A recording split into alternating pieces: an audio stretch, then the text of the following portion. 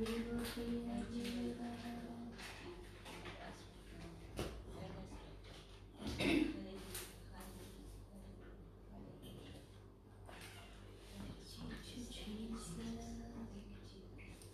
Jesus, we come into your presence. Into your presence, O God. Into your presence, O Jesus. Into your presence, O Jesus. Larabashandulabo. Tiribikababa.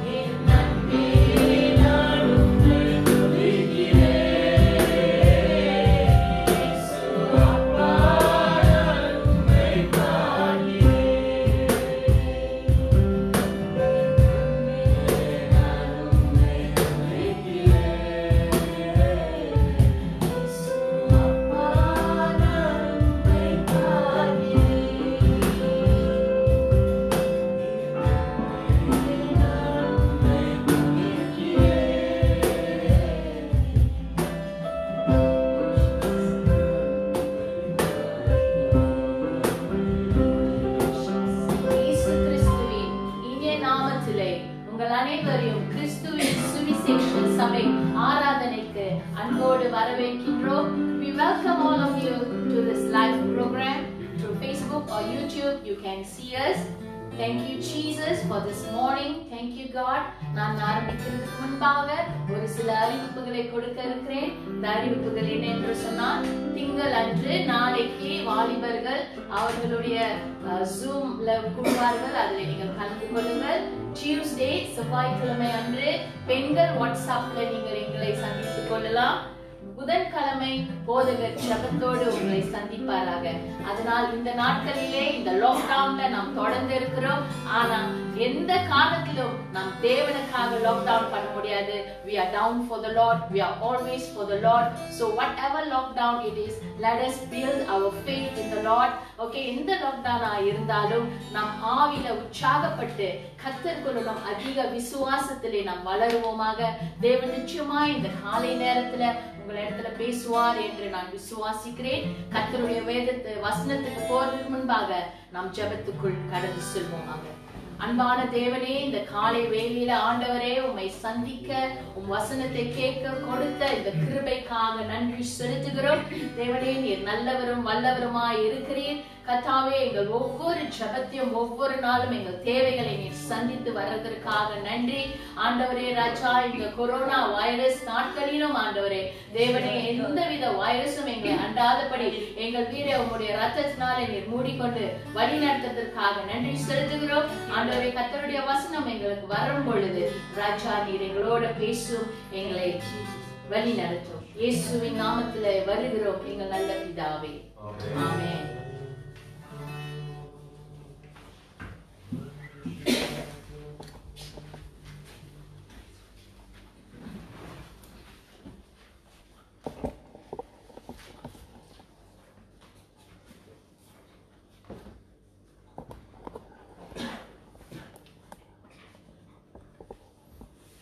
அல்லேலூயா. கர்த்தருடைய நாமத்துக்கு ஸ்தோத்திரம் உண்டாவதாக. ஆமென். கர்த்தர் நல்லவராயிருக்கிறார். அவர் மேல் நம்பிக்கையா இருக்கிற மனுஷன் பாக்கியவான் என்று வேதம் சொல்கிறதை பார்க்கிறோம். கர்த்தருக்கு ஸ்தோத்திரம். இன்றைக்கு நம்முடைய வேத புத்தகத்தை திருப்பிக் கொள்வோமாக. அப்போஸ்தலர் புத்தகத்திலே 2வது அதிகாரத்தை நாம் பார்க்க போகிறோம். 2வது அதிகாரத்தை பார்க்க போகிறோம். கடந்த ஜெப அல்லது புதன்கிழமை நான் உங்களோடு அப்போஸ்தலர் முதல் அதிகாரத்தை பகிர்ந்து கொண்டேன். சுருக்கமாக இன்றைக்கு நாம 2வது அதிகாரத்துல ஒரு சில காரியங்களை பார்க்க போகிறோம். இந்த 2வது அதிகாரத்துல இந்த நாளானது பெந்தைக்கோஸ்து தினமா இருக்குது. இன்னும் ஒரு சில வாரங்களிலே நாம் பெந்தகோஸ்து நாளை அனுசரிக்க போகிறோம். ஈஸ்டருக்கு பிறகு இந்த பெந்தகோஸ்து தினமானது 50 நாட்கள் பிறகு, ஈஸ்டருக்கு பிறகு 50 நாள், 50th day from the Passover. பஸ்கா அப்படின்னு சொல்லுவார்கள். அப்படின்னு சொல்லும்போது குட் ஃப்ரைடே பார்க்கிறோம். ஆக இயேசு கிறிஸ்து இந்த உலகத்திலே 40 நாள் உலாவினார். அவர் மரித்து உயிரோடு வந்த பிறகு 40 நாள் இந்த உலகத்திலே தன் சீஷர்களோடு பேசிக் கொண்டிருந்ததை பார்க்கிறோம். அநேக காரியங்களை, அநேக உபதேசங்களை பரிசுத்த ஆவியின் நிமித்தமாக அவர்களோடு கொடுத்ததை பார்க்கிறோம். அதற்கு பிறகு அவர் எடுத்துக்கொள்ளப்பட்டார். 40 நாள், 40வது நாள் எடுத்துக்கொள்ளப்பட்டது பிறகு, அதற்கு பிறகு சீஷர்கள் ஏறக்குறைய 10 நாட்களாக கர்த்தருக்கென்று காத்திருந்ததை பார்க்கிறோம். முதல் அதிகாரத்தில் நாம் பார்க்கிறோம், அவர்கள் மேல் வீட்டு அறையிலே 120 பேர் அமர்ந்ததை பார்த்தோம். ஓகே, அங்கே பார்க்கும்போது ஒரு சில காரியங்களை செய்தார்கள். முதல் அதிகாரத்தில் அவர்கள் முதலாவது என்ன செய்தார்கள் என்று சொன்னால், ஆண்டவராக இயேசு கிறிஸ்து எடுத்துக்கொள்ளும் பொழுது இந்த ஜனங்கள் எல்லாம் பார்த்து கொண்டிருந்தார்கள். தூதர்கள் சொன்னார்கள், எவ்விதமாக ஆண்டவர் எடுத்துக்கொள்ளப்படுகிறாரோ அவ்விதமாக திரும்பி வருவார், நீங்கள் போய் எனக்காக காத்திருங்கள் என்று சொன்னதை பார்க்கிறோம். பிறகு இந்த அதிகாரத்துல 1:8 பார்க்கும் பொழுது ஒரு விசேஷமான ஒரு வார்த்தை இருக்கும். பரிசுத்த ஆவி உங்களிடத்தில் வரும்பொழுது நீங்கள் பலனடைந்து எருசலேமிலும் யூதேயா முழுவதிலும் சமாரியாவிலும் பூமியின் கடைசி பரியந்தமும் எனக்கு சாட்சிகளாக இருப்பீர்கள் என்று சொன்னார். ஆக பரிசுத்த ஆவியானவருக்காக இவர்கள் காத்து கொண்டிருக்கிறார்கள். அப்ப என்ன அர்த்தம்னா, இயேசு கிறிஸ்து மரித்து உயிரோடு வந்து விட்டார், இயேசு கிறிஸ்து எடுத்துக்கொள்ளப்பட்டார், இயேசு கிறிஸ்து மரித்து அடக்கம் பண்ணப்பட்டு அழிந்து போகவில்லை, உயிரோடு வந்திருக்கிறார். அது மிக மிக முக்கியமா இருக்கு. ஆகையால் பேதுரு என்ன செய்தார் என்று சொன்னால், யூதாஸ் அவன் இயேசுவை காட்டி கொடுத்ததுனால அவன் தற்கொலை பண்ணி கொண்டான். அதாவது நம்முடைய வேதத்தின் ஆராய்ச்சியின்படி பார்த்தா அவர் மரத்திலே தொங்கினான், தன்னை ஹேங் பண்ணி கொண்டான். ஓகே, தூக்கி கொண்டதுனால அவன் மரத்தில் தொங்கும் பொழுது நிச்சயமாக வயிறுலாம் உப்பி இருக்கும். எத்தனை நாளைக்கு பிறகு அவன் கீழே விழுந்தான் தெரியல. அவன் கீழே விழுவும் பொழுது வயிறு வெடித்து செத்து போனான் என்று பார்க்கிறோம். அதுக்கு பிறகு அவனுடைய இடத்தை இன்னொருத்தர் எடுக்க வேண்டும் என்று சொல்லி என்ன செய்தார்கள் சொன்னா, அவர் சீட்டு போட்டு 2 பேரை தெரிந்து கொண்டதை பார்க்கிறோம், கத்துக்கிறோம். ஓகே, ஆக மத்தாயாஸ் என்று சொல்லப்பட்ட ஒரு மனுஷனை தெரிந்து கொண்டார்கள். அது முதல் அதிகாரத்தில் உள்ள சுருக்கத்தை சொல்கிறேன். 2வது அதிகாரத்துல இங்க ஆரம்பிக்கும் பொழுது அந்த பெந்தேகோஸ் தினத்திலே அவர்கள் காத்து கொண்டிருந்தார்கள். பெந்தேகோஸ் தினம், இந்த பெந்தேகோஸ்துக்கு இன்னொரு பெயர்களை கொடுக்கும், ஃபீஸ்ட் ஆஃப் வீக்ஸ், வார பண்டிகை அல்லது ஹார்வெஸ்ட் ஃபெஸ்டிவல் என்று சொல்லலாம். ஃபீஸ்ட் ஆஃப் ஹார்வெஸ்ட் ஃபெஸ்டிவல் இது அறுவடைக்குரிய ஒரு பண்டிகையாக இருக்கிறது என்று பார்க்கிறோம். ஓகே, இன்றைக்கு சிலர் பார்க்குறாங்க இந்த கோவிட் பண்டிகை வருஷம் வருஷம் வருமானு கேட்பாங்க. அதனால எது வருதோ வரலையோ நமக்கு பெந்தேகோஸ் தினம் இருக்கு, வருஷம் வருஷம் வந்து கொண்டு இருக்குது. அந்த பெந்தேகோஸ் தினத்துல நீங்கள் அதிகமாக காத்திருக்கணும். இந்த பெந்தேகோஸ் சொல்லுவது பரிசுத்த ஆவி பெற்றுக்கொள்கிற ஒரு நாளா இருக்கிறதை பார்க்கிறோம். அங்க 2வது வசனத்தை பார்க்க போறீர்கள்.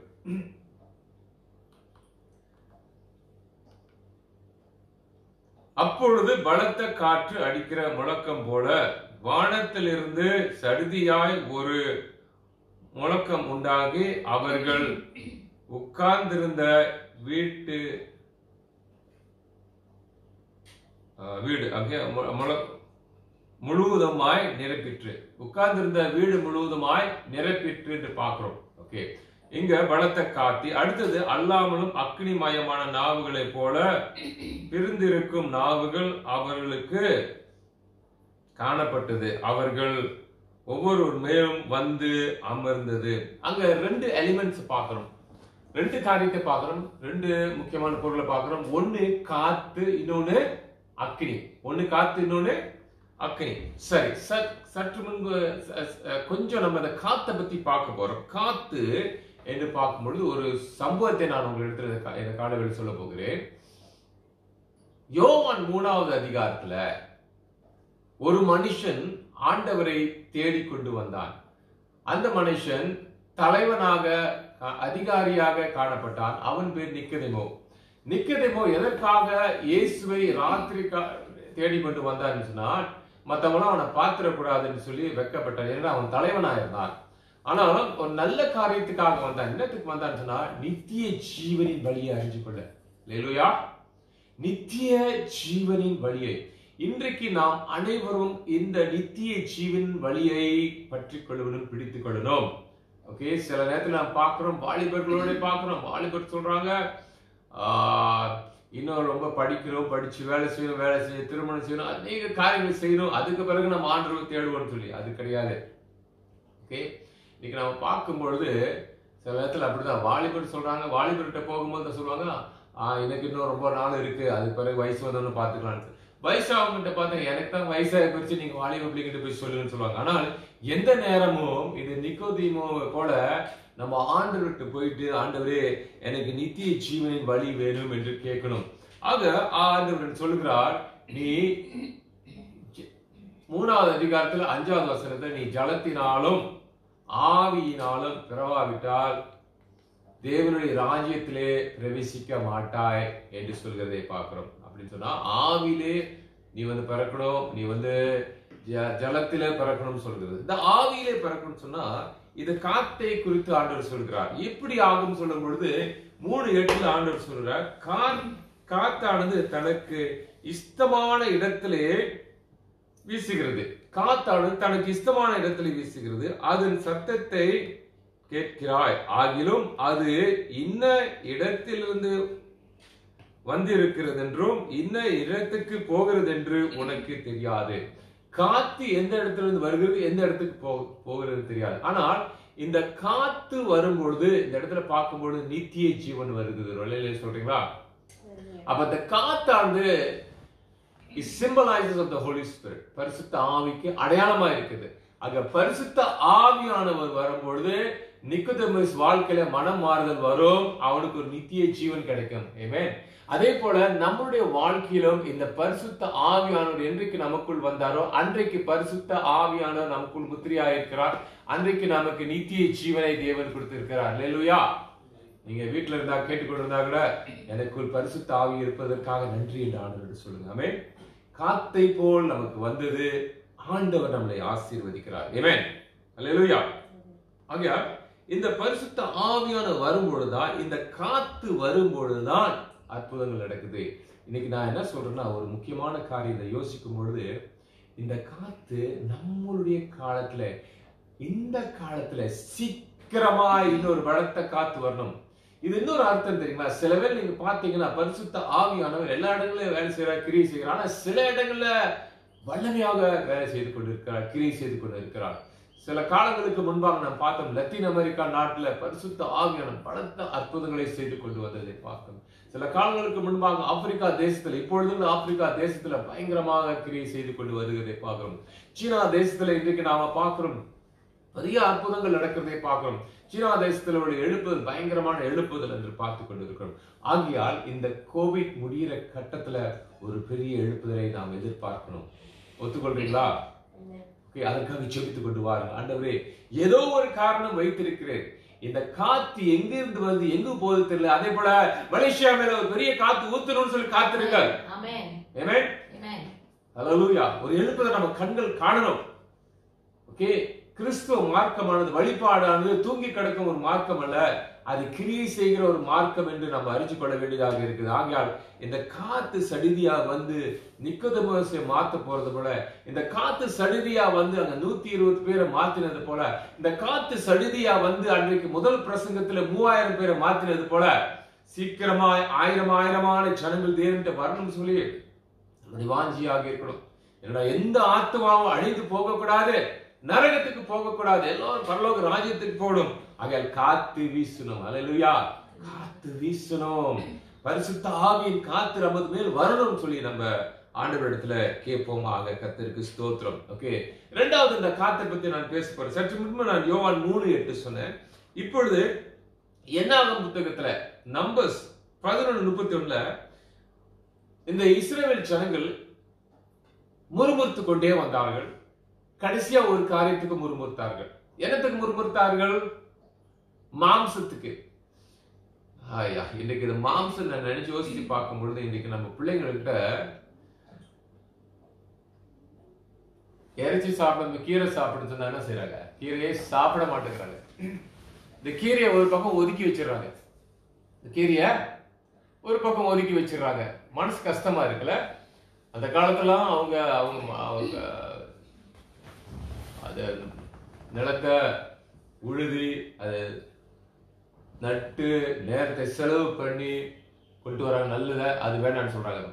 இன்னைக்கு என்ன ஆசை? பர்கர். இன்னைக்கு என்ன ஆசை? Hot dog. இன்னைக்கு என்ன ஆசை? கென்டாக்கி.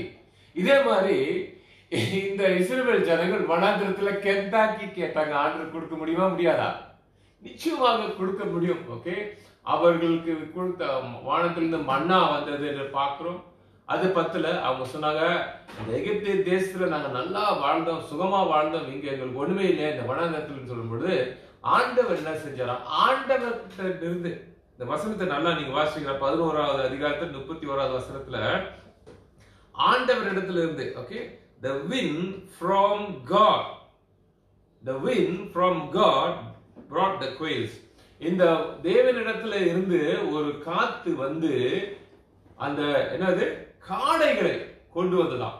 இந்த காடைகள் கடல் பக்கமா இருந்துதான். அந்த கடலிலே இருந்து கொண்டு வந்து வனாந்தரத்துல போட்டாராம்.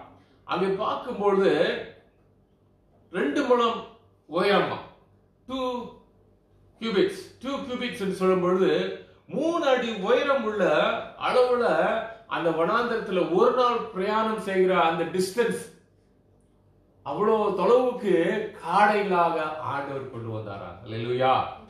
அப்ப இந்த பரிசுத்த ஆவி வரும் பொழுது அற்புதங்கள் நடக்கும். ஆமென். நீ திருப்தி அடைவாய். பரிசுத்த ஆவி வரும்பொழுது ஆண்டவர் அறுவடை போல ஒரு காரியத்தை கொண்டு வந்தார். ஓகே, இங்க காடைகளா இருக்கலாம், ஆனா நம்ம விசுவாசிக்க போறோம். ஆண்டவரே, இந்த காடைகளை கொண்டு வந்த காற்று ஆத்துமாக்களை கொண்டு வந்து சேர்க்கணும் தேவராஜ்யத்துல. ஆமென். இந்த காடைகளை கொண்டு வந்த காத்து இன்றைக்கு ஆத்துமாக்களை தேவனுடைய ராஜ்யத்தில் கொண்டு வந்து சேர்க்கிறோம். ஒரு அற்புதம் நடந்தது. ஆக காற்று அடிக்கும் பொழுது, பரிசுத்த ஆவியானவர் வரும் பொழுது ஒரு அற்புதம் நடந்ததை பார்க்கிறோம். கர்த்தருக்கு ஸ்தோத்திரம். ஓகே, மூணாவது ஒரு காரியத்தை சொல்ல ஆசைப்படுகிறேன். எசேக்கியேல் தீர்க்கதரிசன புத்தகத்தில் 37வது அதிகாரம். இது எல்லாருக்கும் தெரிஞ்ச ஒரு அதிகாரம். இதுல பார்க்கும் பொழுது ஆண்டவர் எசேக்கியேலை ஒரு வனாந்தரத்துல கொண்டு போற, ஒரு பள்ளத்தாக்கு கொண்டு போறார். அந்த பள்ளத்தாக்குல எலும்புகளா இருக்கு, செத்து போனதாக, உயிரில்லாததை பார்க்கிறோம். அங்க ஆண்டவர் சொல்றாரு, இந்த எலும்புகளாம் உயிர் பெறுமாறு கேட்கிறாரு. ஆண்டவரே இது உமக்கு தெரியும் அப்படின்னு சொல்கிறதை பார்க்கிறோம் 3வது வசனத்துல. அதுக்கு பிறகு அவர் சொல்றாரு, நீ தீர்க்க தரிசனமாய் பேசு, நீ பேசும்போது காரியம் நடக்கும்னு சொல்றாரு. அப்ப அவர் சொல்றது பேசுறாரு. பேசும்பொழுது முதலாவது நரம்புகள் வருகிறது, பிறகு மாம்சம்னா இந்த சிதையெல்லாம் வருகிறது பார்க்கிறோம். அங்க வந்துருச்சு, எல்லாம் வந்துருச்சு. எலும்பு இருக்கு, நரம்புகள் இருக்கு, ரத்த ஓட்டத்துக்குரிய காரியங்கள் இருக்கு, செதை இருக்கு, மாம்சம் இருக்கு, எல்லாம் இருக்கு. என்ன இல்லங்க? உயிர் இல்ல. என்ன இல்ல? உயிர் இல்ல. அப்ப ஆண்டவர் சொல்றாரு, இந்த 4 திசைகள் உள்ள காத்தோடு நீ பேசு, பேசி அங்கிருந்து மூச்சு வரட்டும் அல்லது ஆவி வரட்டும் என்று சொல்கிறார். ஆக இந்த 37:9 பார்க்கும் பொழுது அந்த எசேக்கியேல் சொல்கிறதை பார்க்கிறோம். 4 திசைகள் இருந்து வருகிற காத்து. ஆக பரிசுத்த ஆவியானவர் ஒரு திசை, எல்லா திசைகளிலிருந்து வரப்போகிறார். வந்து பெரிய ஒரு அறுவடை கொண்டு வரணும். ஓகே, அது மாத்திரமல்ல, இந்த இடத்துல செத்து போனவங்க எல்லாம் உயிர்ப்பிக்க போற. அப்படின்னா ஆவியில செத்து போனவங்க, இன்னைக்கு ஏனோதானம் என்று வாழ்ந்து கொண்டிருக்கிற ஜனங்கள், ஏனோதானமா வாழ்ந்து கொண்டிருக்கிற வாலிபர்கள், ஏனோதானமா வாழ்ந்து கொண்டிருக்கிற ஆண்கள், பெண்கள், அம்மாமார்கள், அப்பாமார்கள், ஏனோதானம் நல்லா கோவிட் காலத்துல நல்லா தூங்கிட்டு இருக்கீங்க தானே இல்லையா? இன்னைக்கு எத்தனை மணிக்கு எதிர்ச்சிங்க எனக்கு தெரியல.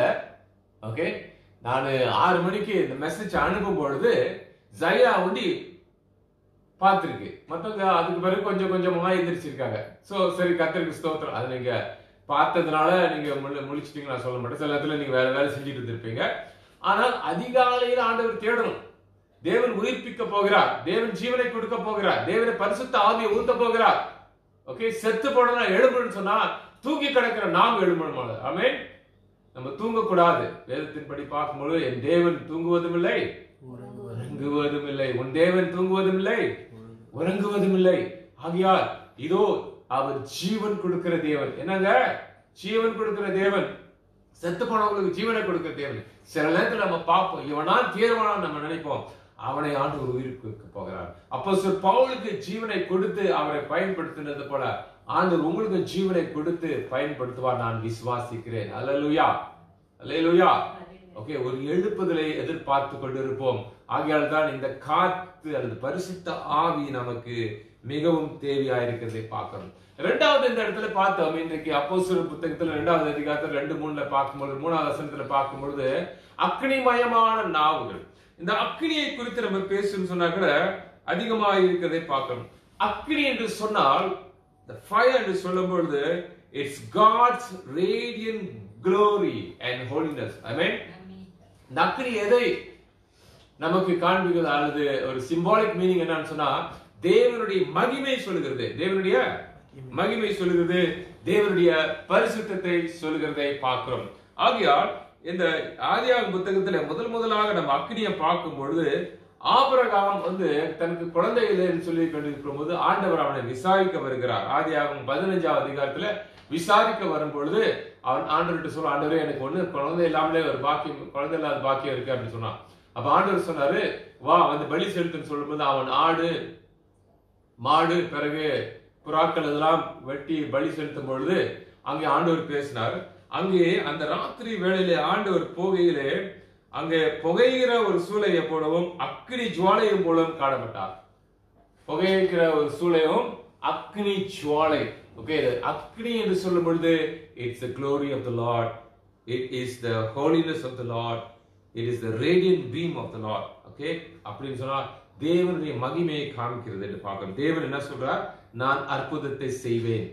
ஆபிரகாமுக்கு சொன்னது வாக்குத்தத்தத்தின் தேவன் அந்த வாக்குத்தத்தத்தை நிறைவேற்றுவேன் என்று சொல்கிறார். ஆக அன்றைக்கு பரிசுத்த ஆவியானவர் வரும்பொழுது அக்னிமயம் வரும்பொழுது is a God who will keep his promise. தேவன் தன்னுடைய வாக்குத்தத்தங்களை நிறைவேற்றுவார். அவருடைய வாக்குத்தத்தங்கள் ஆம் என்றும் ஆமென் என்றும் இருக்கிறது. அது நடக்கும் என்று நாம் விசுவாசிப்போம். மகிமைக்குரிய தேவனாய் இருக்கிறார் என்று பார்க்கிறோம்.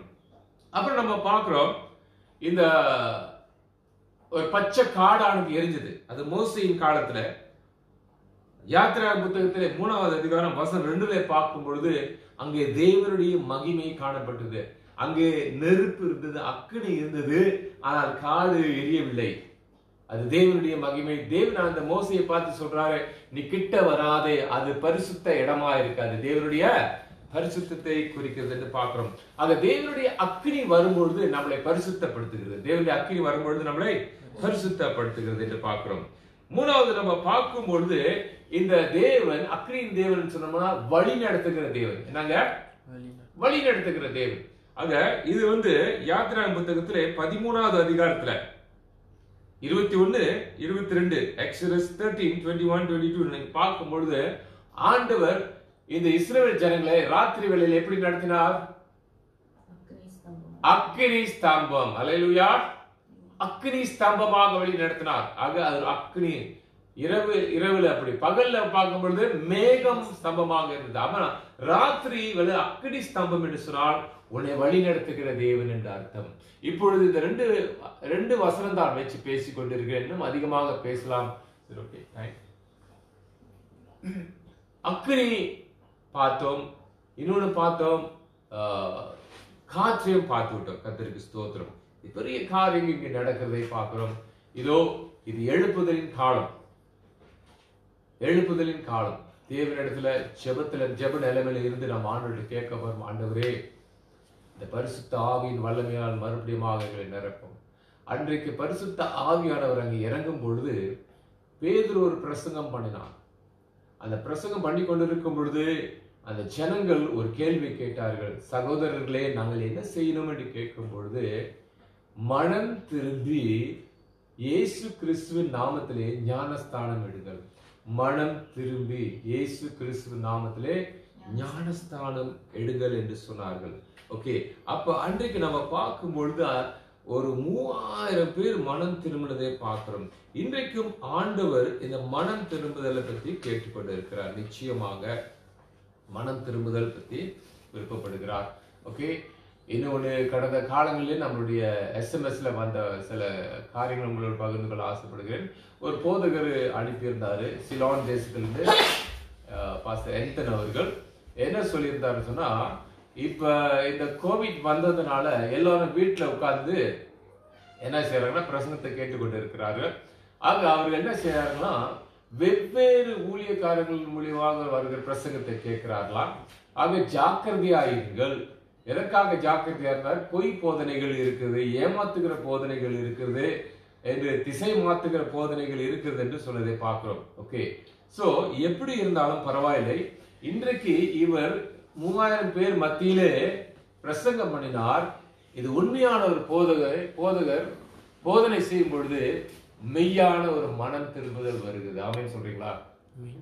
மெய்யான பரிசுத்த ஆவி நிமித்தமாக வந்த ஒரு போதனை மனம் திரும்புதலை கொண்டு வரணும். சபைகளுக்கு இன்றைக்கு மனம் திரும்புதலை கொண்டு வர வேண்டுமாக பார்க்கிறோம். அல்லேலூயா.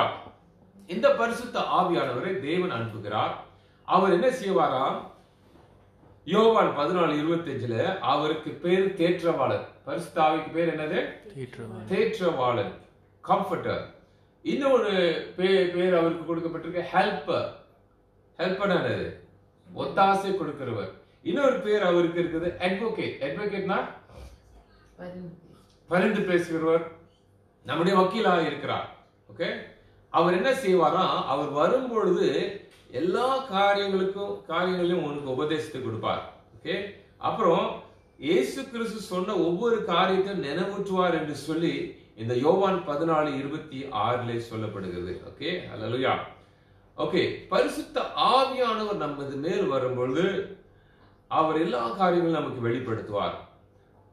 யோவான் 16:8 சொல்லப்படுது, அவர் வரும்பொழுது அவர் பாவத்தை குறித்தும் நீதியை குறித்தும் நியாய தீர்ப்பு குறித்தும் கண்டித்து உணர்த்துவாராம்.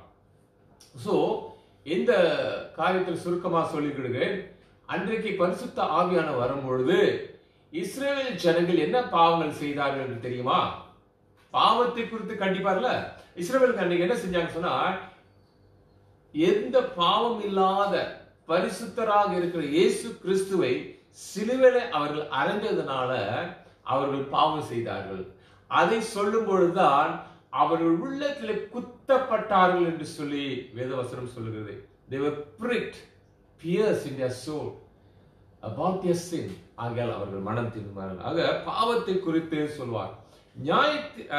நீதியை குறித்து என்று சொன்னால், பாவத்தின் சம்பளம் மரணம். நாமெல்லாம் சாக வேண்டிய இடத்துல இயேசு கிறிஸ்து மரித்ததுனால அவர் நீதியை குறித்து சொல்கிறார்.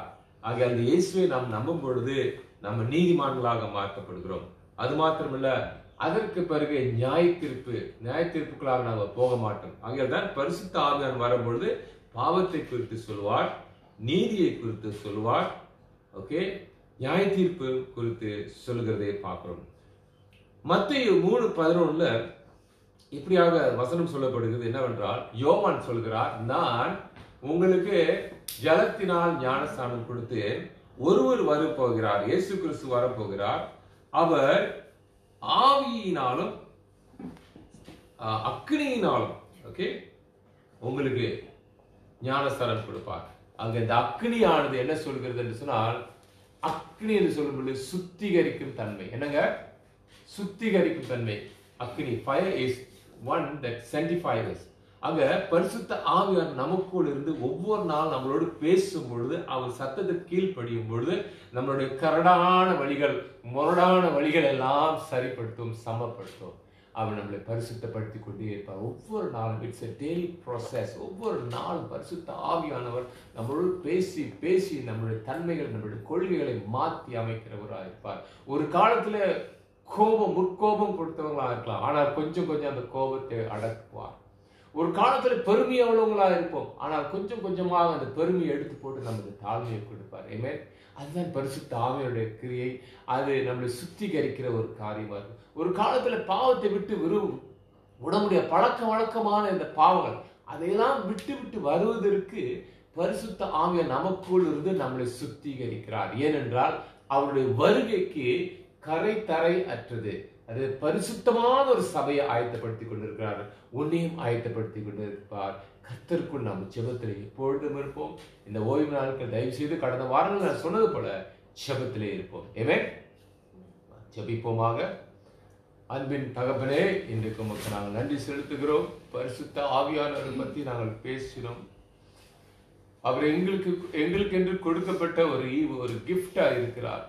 அவர் எங்களுடைய வாழ்க்கையில கிரியைகளை செய்கிறவராய் இருக்கிறார். அவர் எங்களுடைய வாழ்க்கையில நன்மைகளை செய்கிற தேவனாய் இருக்கிறார். இந்த செய்தியை கேட்டுக்கொண்டிருக்கிறவர்கள், இந்த ஜெபத்தை கேட்டுக்கொண்டிருக்கிறவர்கள் ஆண்டவரே, பரிசுத்த ஆவியினால வல்லமையினால் நிரப்பப்பட்டு ஆண்டவரே ஆசீர்வதிக்கப்பட்டிருக்கும்படி நான் ஜெபிக்கிறோம். அல்லேலூயா. நன்றி செலுத்துகிறோம் கர்த்தாவே. ஆண்டவரே, இந்த செய்தியை கேட்ட ஒவ்வொரு பிள்ளைகளையும் ஆசீர்வதியும். வீட்டில இருந்து ஜெபித்துக் கொண்டிருக்கிற ஒவ்வொரு பிள்ளைகளையும் ஆசீர்வதியும். விலையேறப்பட்டவருடைய ரத்தத்தை அவர்கள் மேல் போடுகிறேன். விலையேறப்பட்டவர் அவர் ரத்தத்தை அவர்கள் மேல் போடுகிறோம். பெரிய பாதுகாப்பு வரும்படி நான் ஜெபிக்கிறேன். பெரிய ஒரு அசைவாடுதல் வரும்படி நான் ஜெபிக்கிறேன் கர்த்தாவே.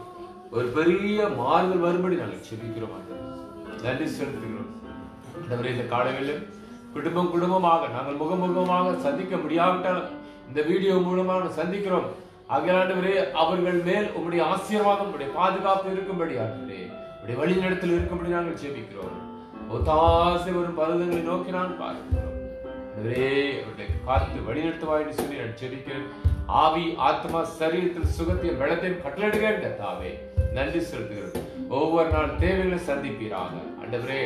நாங்கள் உண்மை அதிகமாக தேடுகிறவர்களாக ஆண்டவரே, மான்கள் நீருடைய வாஞ்சிக்கிறது போல எங்களுடைய ஆத்துமாக்கள் உண்மை வாஞ்சித்து கதற வேண்டும், தேடணும் ஆண்டவரே. திருப்தி அடைய வேண்டும் கர்த்தாவே. ஜீவ தண்ணீர் எங்களிருந்து கடம்படி நினைச்சிருக்கிறோம். ஒவ்வொருத்தரையும் ஆசிரியர் பரபர வாரத்தில் நடக்கிற எல்லா கூட்டங்களையும் ஒரு பாதத்துல வைக்கிறோம். நீரை எடுத்து வழி நடத்தும். இந்த தேசத்துல சமாதானம் உண்டாவதாக ஆண்டவரே. இந்த தேசத்துல சமாதானம் உண்டாவதாக ஆண்டவரே. எங்களை சுத்தியில இருக்கும் ஆண்டவரே, ஒவ்வொருத்தரும் ரட்சிப்புக்குள் வரும்படி நாங்கள் ஜெபிக்கிறோம்.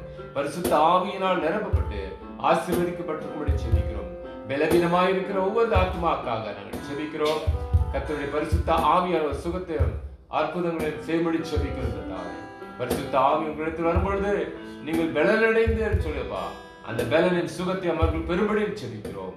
ஒவ்வொருத்தரையும் ஆசீர்வதியும். ஒவ்வொரு குடும்பத்தையும் கட்டி காக்கும்.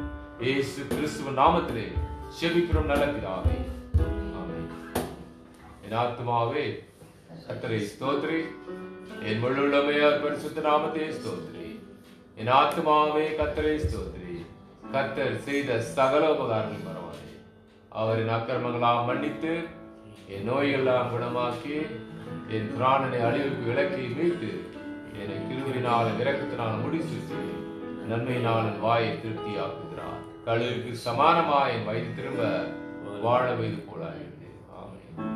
கர்த்தராகிய இயேசு கிறிஸ்துவின் கிருபையும் பிதாவின் அன்பும் பரிசுத்த ஆவியானவருடைய ஐக்கியமும் சமாதானமும் நம் அனைவரோடு என்றும் என்றும் இருப்பதாக. ஆமென். ஆமென். அல்லேலூயா. இயேசுவே ஆசீர்வாதம் தந்தவரே. அல்லேலூயா. அல்லேலூயா. அல்லேலூயா.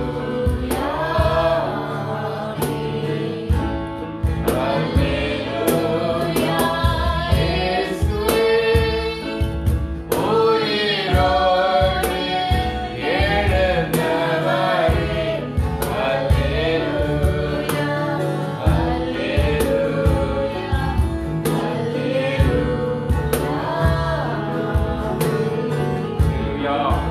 அல்லேலூயா.